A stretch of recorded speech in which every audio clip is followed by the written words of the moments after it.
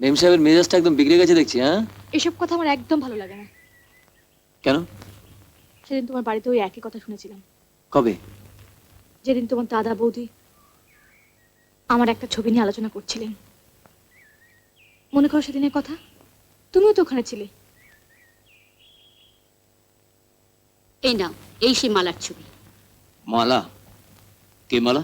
ওই যে ঠাকুরপুর সঙ্গে মাঝে মাঝে আসে না? এ আবার কিরকম ছবি? ওটা তো নাচের ছবি।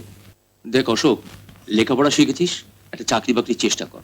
ও নাচের গ্রুপ টুপ ছাড়, ওসব দিয়ে জীবনে কিচ্ছু হবে না। ওসব নাচিয়ে মেয়েদের পাল্লায় পড়লে তোমাকে সারা জীবন নাকে দড়ি দিয়ে নাচাবে, বুঝলি ঠাকুরপো? তাই আমি ঠিক করেছি তোমাদের বাড়ি জীবনে যাব না। বিয়ের পরও নয়? না, কোনোদিনও না। তাহলে তুমি কার?